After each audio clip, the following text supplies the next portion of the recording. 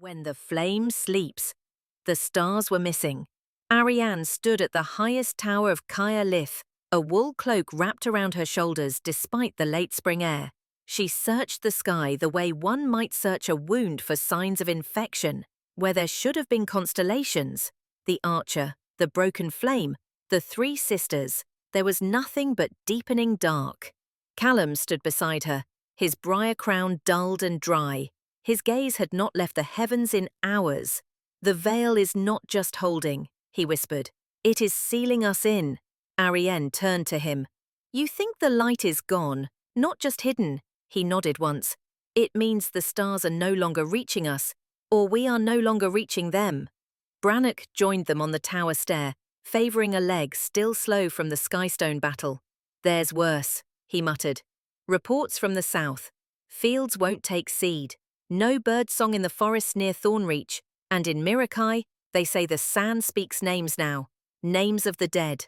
Ariane closed her eyes. Her hands trembled. Once, the scar on her palm had pulsed with magic. Now it felt dry, brittle. The covenant was whole, but something had shifted beneath it. That night, the moonstone turned to ash. It crumbled in its cradle without a sound. At dawn, the message came. The Volcari flame priests had been slain. Every one. Their final word, burned into the walls of their subterranean sanctum, was one name: Ashrith. The council chamber of Kaya Lith had never been so quiet. Ariane stood at the head of the table, fingers spread wide on the polished oak surface. Lords, emissaries, and scholars from across the ring realms filled the room, but none spoke. "The flame is gone," Ariane said. Her voice did not rise, yet it carried to every ear. "Volcara's fire is extinguished. The sky is black. The moonstone has crumbled. These are not signs of neglect. They are declarations." "Declarations of what?" asked Lord Dareth of Evershade, his face paler than usual. "If the veil still holds, then it holds us prisoner," she cut in. "And something is working from within to unravel it." Across from her, Telien the lawkeeper unfurled a scroll sealed in wax. The glyphs etched in its margins flickered faintly. "This is a transcription of the last rites spoken in the Volcari sanctum." The ash burned not with heat, but with memory. It whispered truths to the dying, truths of a forgotten flame, a first fire, long before the 12 stones were laid. "Before the circle?" murmured Brannock. Callum stepped forward, drawing out a shard of his withered briar crown. "I've seen this fire in dreams," he said. "It is not born of wood or coal. It's an inheritance, one we lost when the 13th stone was buried. Ashrith is not a name. It is a..." The journey to the Crowned Hollow began before dawn. Mist curled in pale bands across the Thornreach lowlands as Ariane and Callum rode south along the ancient path called Fire's Memory. The name was not a metaphor. Stones embedded in the soil glowed faintly when touched by bare feet. The old priests claimed it was ashlight, a lingering gift from the time before stone rings and border spells. Few dared walk this road now. Ariane carried the seer's flame disc wrapped in cloth and bound with thorn twine. She kept it close to her chest, though it grew hotter with each league they travelled. By midday it was too hot to touch, and by evening it began to hum softly as if remembering its purpose. Callum walked beside her mount, silent for most of the day. At twilight he spoke. "The hollow is not just a place, it's a wound in the land. When Ashrith was first buried, the fire fled there, and it left behind something else." "Do you know what?" she asked. "No," he said. "But I've dreamed of it, a figure made of smoke and song, crowned in cinders." They made camp that night beneath the arch of 2 twisted trees. Firewood would not catch, even flint sparked without flame. "The hollow knows we're near," Callum said, "and it's hungry." At sunrise on the 3rd day they reached the edge of the hollow. It was a crater, vast, bowl-shaped, rimmed by trees that leaned away as if recoiling. The earth within was black, yet shimmered like glass. A single path wound down into the basin, and at its center, half buried in the ash-glass soil, stood a monolith of obsidian. Around it stood 12 figures, not guards, not statues, people, barefoot, dressed in robes of charred linen, eyes glowing faintly red, mouths stitched shut with thread made from some kind of root. They moved not at all, but they were breathing. "The Ember Wardens," Callum whispered. "I thought they were legend." Arian dismounted. The flame disk in her satchel buzzed, then cracked its wrappings. Runes flared like open wounds. She stepped forward, and one of the wardens moved. Just its hand. It pointed, not to the monolith but to the base of the crater, where the ground pulsed with a heartbeat-like glow. "There," Arian said, "whatever it is, it's beneath that." As they stepped toward the glow, the ash beneath their boots softened. It clung to them like oil, staining skin and steel. Then came the voice. It did not echo. It was simply there. So long forgotten, and still you remember the name. Ashreth had spoken. Arian froze. "We come to learn what you are." "I am what was cast out when the world was made safe. The cost of light, the price of order. You wear the wound, and now you bear the burden." Callum dropped to one knee. "Ashreth, why now?" "Because your border holds the rock." And her hair drifted like flame underwater. She looked at Arian, and Arian saw herself. The figure's face was her own. Chapter 2. The Ash of Crowns. They returned to Kylith as no one had ever returned. Word of Arian's transformation rode faster than her horse. By the time she crossed the outer gate, crowds had gathered along the torchlit road. No cheering, no jeering, only silence, broken by the wind and the slow shuffle of feet. Where once they had bowed to a queen, now they knelt to something they could not name. Brannock met them in the castle's inner court. His blade was at his side, but his face was unreadable. "You've changed," he said. Arian dismounted. "So has the world." Telian emerged behind him, scrolls clutched to his chest. "The stars are still missing, but now fires will not burn in the north, not even witch lanterns." Arian reached into her cloak and removed the flame disk. It no longer hummed, it throbbed like a heart. "It's spreading," Callum said. "Whatever Ashreth was, it's no longer sleeping, and Arian, she carries it." The council gathered that night in the Hall of Oaths. Lord Dareth would not sit. "We cannot follow what we do not understand." Lady Mirren of the Drowned Citadel nodded. "This new crown was not given by the ringstones. It was born outside them. That makes it dangerous." Arian said nothing at first. Then she stood. "I did not ask for the Ashen crown. I took it because no one else would. I am not asking for trust, only time." "And what will you do with that time?" asked Dareth. She looked to Callum, then to Telian, then back. "I will find the truth of the first flame, and I will see if it can still be controlled." Brannock stepped beside her. "And if it can't?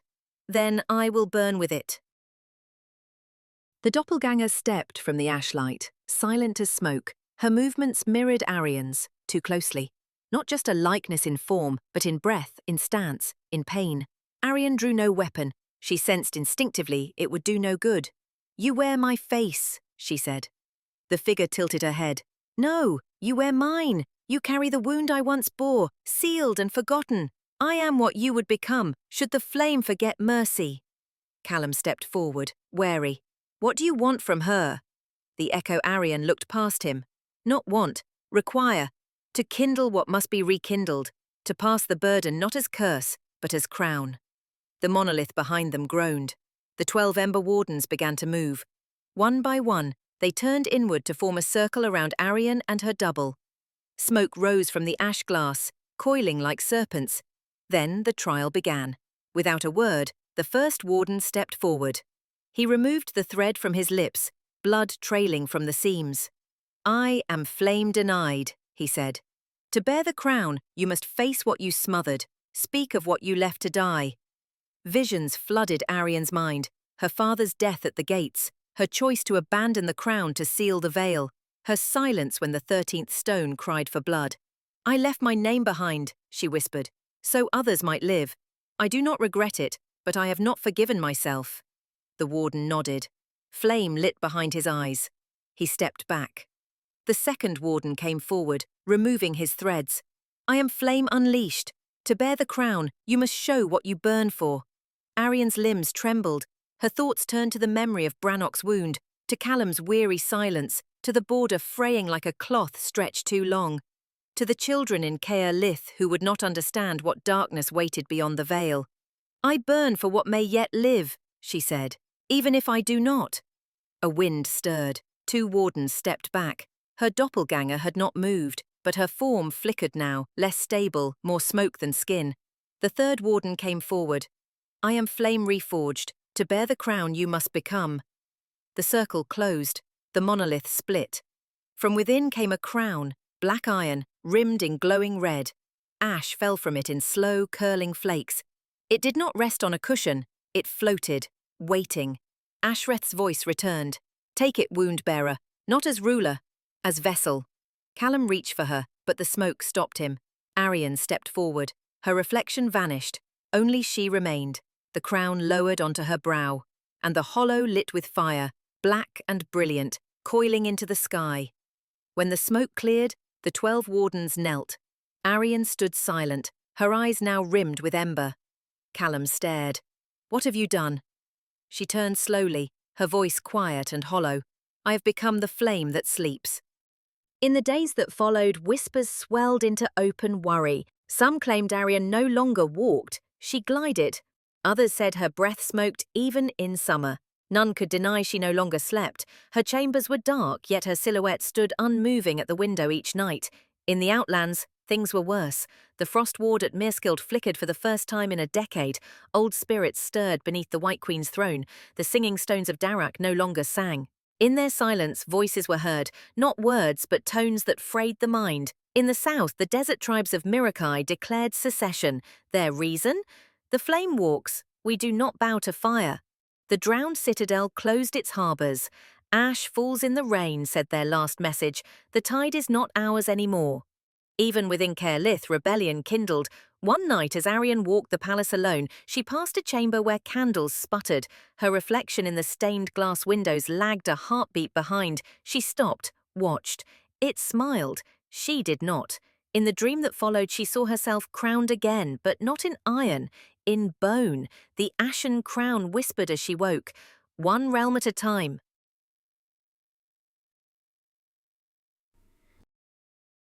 Chapter 3. The Root and the Ember. The air in Caer Lith crackled, not with fire, but with rumour. In the wake of Arian's transformation, unity had frayed. The outer districts no longer recognised the crown's legitimacy, and the Flameborn, the name whispered for Arian's loyalists, clashed with those who called themselves the Circle True. Tension choked the capital. That morning, as a storm broke over the hills, Callum arrived with the prophecy scroll hidden beneath his cloak.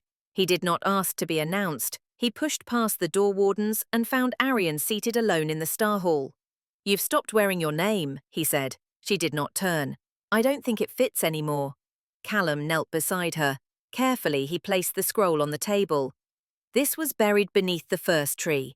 Arian touched the red leaf binding. It peeled away like ash. She read the words. Silence. Then, so I'm not meant to rule. Callum's voice was soft. You're meant to fall. Willingly, to cede something else. And if I don't? He said nothing. The silence was answer enough. That night, fire tore through the east quarter of Caer Lith. The Circle True had struck. A hidden cabal of old nobles led by Lord Dareth attempted to seize the barracks and storm the western gates, but they had miscalculated. Arian did not send troops. She went alone. Cloaked in ash and emberlight, she strode into the courtyard where the rebels held formation. The very ground seemed to dim beneath her feet. Dareth raised a blade. You are no queen of ours. You are fire unbound. Monster! She said nothing. With one motion, she unbound the ashen crown. The rebels flinched as the air turned to smoke. The iron ring rose into the sky above her head, burning without flame. You say I am not queen, she said. I agree. The crown pulsed. Half the rebels dropped their weapons. The rest turned and ran. When it was over, she collapsed. Brannock found her in the ash, whispering to no one. He knelt beside her, but she did not see him. Not Ashreth, she murmured. Older, closer, already inside. Callum, reading the scroll again by candlelight, felt his hands begin to burn. The script was changing. New lines appeared, glowing in gold. There will be 3. The flame, the root, the thorn. Only one will pass beyond the fire. He stood. The first tree had given more than prophecy. It had begun choosing. Chapter 4. The Thorn Remembers. The forest remembered him. Callum walked barefoot through the twilight glades of the old wild, guided by the hum of root songs and the scent of stone pine. The deeper he went, the older the trees became, wide, groaning pillars crusted in moss, bark engraved with whispers in the thorn tongue, language not spoken but grown. He carried no weapon, only the scroll and his name. The first tree had marked him. Now he would seek the grove of naming, where thornbloods once bound the first covenants, not with ink, but with blood, bark, and breath. A voice stopped him. "You carry something old." A figure stepped from the shade, a girl no older than 17, dressed in a living cloak of ivy. Her eyes were forest deep and ageless. "I was told no one lived beyond the broken circle," Callum said. "We do not live," she replied. "We remain." She turned and walked. The grove waits. The grove of naming was not a place but a convergence. 9 trees twisted into a ring, their branches forming a canopy that blocked the sky. At its centre, a shallow pool reflected nothing but the one who stepped into it. Callum did so. His reflection stared back, then changed.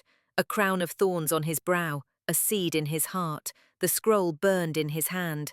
The words rearranged. "The thorn remembers what the flame forgets. The seed is not ash, it is the path." He fell to his knees. The girl approached and touched his shoulder. "You are not the thorn," she said. "You are its voice." "Then who is the thorn?" he asked. She only smiled. From the grove's edge stepped another figure, cloaked in grey bark, hair woven with roots, eyes like the storm before spring. "My name is Seren," she said, "daughter of the lost line, last heir of the Thornblood Pact." Callum rose slowly. Seren spoke. "I was born to die beneath the crown, but the crown changed. And now we are 3. In Caer Lith, Arian stood at the window, staring into her own reflection. It moved a heartbeat late. "You are not whole," it said. She touched her chest. The ashen crown still pulsed, but it no longer whispered. It waited. Telian burst into the chamber without knocking. "A message from the old wild." He handed her a sealed bark scrip. She opened it. "Come to the grove, the thorn has awakened." She breathed once, then turned to the flame. Chapter 5. 3 upon the route they met at the grove. The pool at the grove's heart shimmered silver under a moonless sky.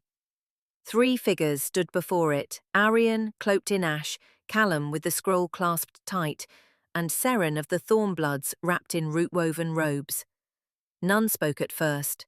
The wind did. It moved like breath through leaves, stirring the branches of the 9-ring trees, a sound like whispering bone, and then from the canopy came a voice neither male nor female. 3 were named, one shall burn, one shall bind, one shall break. Seren looked to Callum. "The root has shown me, there is a way through the flame, but it cannot be walked alone." Arian's eyes never left the water. "I don't know what I've become." Callum unfolded the scroll. New words etched themselves across the bark. "When the crown cracks, the world bleeds. When the root cleaves, the wound opens. But when the thorn chooses, then shall the fire pass." They sat at the pool's edge, forming a triangle. The pact began not with blood, but memory. Each spoke their truth. Arian recalled the moment she first touched the moonstone and felt it recoil from her. Callum told of his exile from the old wild, marked as heretic for dreaming of flame. Seren whispered the tale of her mother's death, pierced not by sword, but by a thorn grown from within, as punishment for refusing to bend to the circle's final edict. The pool shimmered, the grove darkened, and in that dark their reflections changed. Arian's bore wings of fire, Callum's bled ink from his hands. Seren's wore a crown not of iron, but of thorns and stars. Then the pool spoke, with no voice. "One must pass beyond the veil, one must die, one must watch." Arian stood first. "If I am to burn, let me burn with purpose." Seren met her gaze. "No, you carry too much. It would destroy more than you." Callum stepped between them. "Then we need time. to prepare the circle, to find the gate. They each placed a hand on the water. It hissed, turned black, and then vanished. In its place, a spiral staircase descended into the earth. The grove had opened the way, and somewhere below, the truth of the first flame waited, then turned to the flame. Descent. The stairs spiraled down into earth older than memory. Arian, Callum, and Seren descended in silence. Their footfalls echoed off roots turned to stone, walls slick with moss, and carved spirals glowing faintly blue. The deeper they went, the warmer the air became, not unpleasant but charged, like the breath of something vast and waiting. Torches were unnecessary. The steps glowed with a dull inner light, responding to the presence of the triad. As they passed, carvings awakened, depictions of flame gods and root spirits, of veils spun like thread, of a world before border stones and thrones. "The founders," Callum murmured. "These are the ones who made the veil." "But why would they hide themselves underground?" Seren asked. "Maybe they didn't," Arian said. "Maybe they were buried." After hours, the stairs ended in a great chamber, circular, domed, with 9 alcoves around its edge. In the centre, a pedestal of glassy black stone. Upon it rested a crown unlike the Ashen crown. This one was simple, woven from braided root and gold leaf. It pulsed softly, and surrounding it were 9 stone thrones, each occupied. Figures sat slumped in ancient robes, their faces long turned to bone. Yet the robes shimmered, untouched by rot. Their hands rested on the arms of their thrones, palms up. "They were waiting," Seren whispered. A hum filled the chamber. Not song, not word, but recognition. The triad stepped forward. As they approached the crown, the bones of the central figure collapsed into dust. The robe slumped inward, then flared with sudden life. The robe rose, formless, boneless, yet it spoke. 3 return, 1 must pass. The circle unbroken, the fire may flow. Callum stepped forward. "We need to know what lies beyond the veil." The robe gestured toward the crown of root and gold.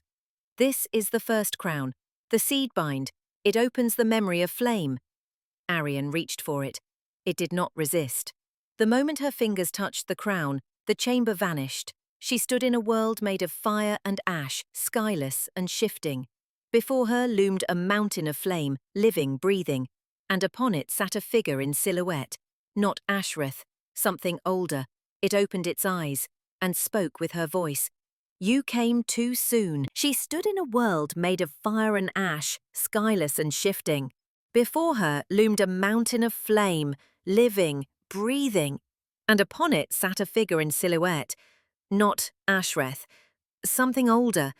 It opened its eyes and spoke with her voice. "You came too soon." Arian stepped forward, every movement echoing against the unseen ground. The air burned, but did not consume. Heat without pain, flame without fuel. "Who are you?" she asked. The silhouette rose. As it did, the mountain bowed inward, as if in deference. "I am the first breath after the spark. The fire before fire had name." "You are the source," she whispered, "of the crown, of the flame." "No, I am the price." The world shifted. In the chamber, Callum and Seren watched Arian's body stand perfectly still, her hand resting upon the seed-bind crown. Then the chamber shook. The 9 thrones pulsed with light, the bones crackled. Runes carved into the walls flared to life. A voice filled the air, not the robes, but many layered into one. The veil was made to contain, not protect. Its cost was memory, its strength forgetting. One must give up their name. Callum's eyes widened. That's what the scroll meant. The seed is not ash, it is remembrance. A stream of light erupted from the seed-bind crown, coiling like a serpent toward the ceiling. In it, visions played. The first binding, when mortals and wildkin stood shoulder to shoulder, sealing the veil. The betrayal, when the founders locked away the truth to keep power safe. The moment Arian touched the ashen crown and something ancient woke. Seren fell to her knees. "We were never meant to rule the flame, we were meant to carry it into the dark, and then vanish." The robe turned to Callum. One must fall. Choose. Back in the fire realm, Arian knelt before the being. If I've come too soon, show me what I must become. The flame being reached toward her. Then take the final ember and return. But know this, when the gate opens, you may not leave. It touched her chest. She burned. And woke. Her eyes opened. Seren cried out. Callum caught her before she fell. I saw it, Arian gasped. The truth. The veil was never meant to protect us. It was meant to delay. Delay what? Seren asked. The fire's return. Arian looked at the seed-bind crown. It was no longer pulsing. It was waiting. Just like the Ashen crown had waited. Just like something else was waiting now, on the far side of the veil. Chapter 7. The Gate in the Wound. The seed-bind crown no longer pulsed, but it pointed. A beam of ember light traced a slow arc across the chamber, illuminating a seam in the stone floor. The robes on the thrones disintegrated into ash. Their task was done. Callum and Seren helped Arian to her feet. Her skin glowed faintly, as though the ember still burned beneath it. We follow the light, Arian said. The seam cracked open at her words. The floor parted, revealing a sloping tunnel of black stone veined with glowing roots. Warm air rose from it like a sigh. They descended again. At the tunnel's end lay a wide cavern hollowed from obsidian. The light led to a single structure, an altar, formed of fused branches and stone, and behind it, a gate. Not like the others. This was no portal of smoke or shimmer. It was a scar in the world, raw and jagged, a tear held shut not by wards, but by will. It pulsed. This is the wound, Arian whispered. The place the veil could not hold. Carved around the frame were 3 sigils, a flame, a root, a thorn, the prophecy's seal. Callum stepped to the gate, hand outstretched, but the air pushed him back. It knows, he murmured. It's waiting for the choice. A voice echoed in the chamber, not from the gate but from behind. You'll make no choice. Not today. They turned. Brannock stood at the tunnel's mouth. Behind him, 10 soldiers in silver and black. The council has declared the veil must remain sealed, he said. Whatever is on the other side, it stays there. And so do you. Arian stepped forward, her voice low. You came to stop me. I came to save you, he replied. Callum stepped between them. We know the truth now. The veil is dying. Holding it shut only hastens the breach. Brannock's jaw clenched. And if you open it, what comes through? Seren spoke. Not what, who? The gate flared. One of the soldiers gasped and dropped to his knees, clutching his head. Visions spilled across the air, glimpses of the flame being, of cities turned to light, of Arian with no face, only fire. Arian raised her hand. The gate quieted. Brannock lowered his blade. You can control it, he asked. No, she said, but I can stand in its way. He looked to the others, then back. Then go. I'll hold the path. As Arian, Callum and Seren turned toward the gate, it began to open. The wound became a doorway, and the final crossing began. Chapter 8. The Realm Without Fire. The moment they stepped through the wound, the world fell silent. Not quiet, silent. No birds, no breath of wind, no hum of magic. Even their footsteps landed without echo. The land beyond the veil was grey, not lifeless, unwritten. Mountains loomed in the distance, but their edges bled into cloud. Trees stood like statues, petrified mid-bloom. Rivers carved paths through stone, but never moved. It was as though the realm had forgotten how to be. This is, Callum struggled to find the word, a reflection. Seren touched one of the still trees. No, a draft, an unfinished thought. Arian stepped forward. The ash under her boots stirred. Only hers. The flame remembers. That's why it moves, she said softly. Ahead. Something moved. A figure. Not running, not walking. Gliding. It bore her shape. The closer it came, the more it flickered. Arian's eyes, Callum's stance, Seren's hands. It shimmered like water over stone. It stopped 10 paces away and spoke. "What you abandoned still burns." "What are you?" Arian asked. "I am the echo of your choice." The figure turned. Behind it, the world bent inward, forming a circle of cracked earth. Within the circle stood a structure, broken stone, half-formed runes, a hollow tree whose roots hovered above the ground. Seren gasped. "That's Eldemar." Not the Eldemar they knew, a dream of it, twisted, frozen, a city never finished, a border never drawn. Callum whispered, "This was the first attempt. The veil was built on this, around this." The echo nodded. "And what was buried still lives. You carry it. You are it." Flame ignited in Arian's chest. Not pain, power. The realm responded. Grass stirred, water shimmered, the sky flickered blue. "I remember now," she said. "This place isn't waiting, it's watching." The echo reached out, and with a single touch the world around them collapsed into flame. They fell, but not downward. The world inverted, as though folding in on itself. The flame did not burn, it revealed. Beneath the dream Eldemar rose another shape, a forged city of light and ash, its spires pulsing like hearts, its streets paved in memory. Callum blinked. "We're inside a memory, the first flame's memory."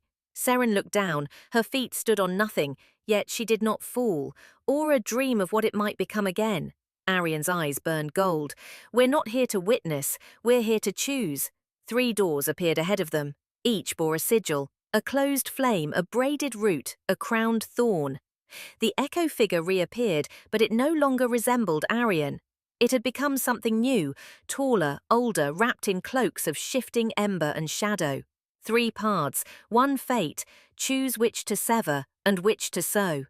Callum stepped toward the braided root. "To seal the realm, we bind the memory. We forget the truth, again." Seren touched the crowned thorn. "To reignite it, we give it shape. It lives through us, but we vanish." Arian's hand hovered over the closed flame. "And to destroy it, Brute Blart." The echo nodded. "Then nothing passes, not now, not ever. No veil, no fire, no seed." The chamber trembled. Behind them, the doorway to Eldemar began to crack. The veil's final seams splitting. They had seconds. "I'll bear the fire," Arian said. "I always was the spark." Seren stepped back. "And I will become the root. I'll remain behind, in this place." Callum's voice was soft. "Then I will remember and carry the thorn." Broke Clart. They each stepped through a different door. Light engulfed the realm, the veil screamed, and Eldemar woke. Chapter 9. Ash and Root. The veil did not shatter, it unravelled. Like silk touched by fire, it faded from the edges inward, and for the first time in 1,000 years, the light beyond poured freely into Eldemar. But it was not firelight, it was memory, and the world shifted beneath it. In the high tower of Caer Lith, Brannoch fell to his knees as visions pierced his thoughts. Eldemar's founding, its failures, its pacts, its silences, all revealed in a rush. The sky turned the colour of forge smoke, trees bent toward the east, the rivers slowed, and in the grove of naming, the first tree bloomed. A flower of flame opened at its heart, petals of glowing root and ember. The prophecy was no longer words, it was happening. Callum stumbled from the wound's chamber into a world half familiar. His hands glowed faintly, ink still bleeding from his fingertips. The thorn crown was gone, but a vine coiled up his wrist, alive, whispering. He remembered everything, but his name slipped away. "I am the thorn," he whispered. People ran through the streets in panic and awe, not from destruction, but recognition. They too remembered things never taught, names long buried, voices long quiet. Callum fell to his knees in the old square, and from the dust, children gathered. They listened as he spoke. Far beneath, Arian opened her eyes. She stood alone in a chamber of black stone. The ashen crown hovered above her hand, no longer burning, but waiting. "I passed through," she said aloud, "and I didn't vanish."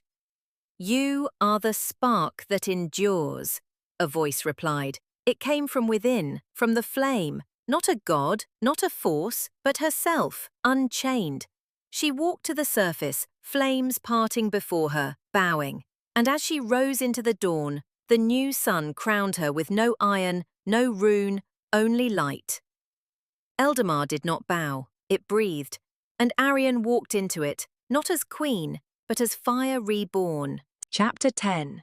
The Crown That Was Seed. Years passed, or perhaps only days. Time no longer moved in Eldemar as it once had. The sky bore no sun, only a golden glow that shifted with breath and memory. The Ashen crown was gone. In its place, the seed-bind throne, no longer a seat of rule, but a gathering place. Eldemar had no queen. It had no council. It had keepers. Children learned by story, not decree. Stories passed not from elders but from fires. Braziers lit in every village with sparks drawn from the grove. Arian remained, though not always seen.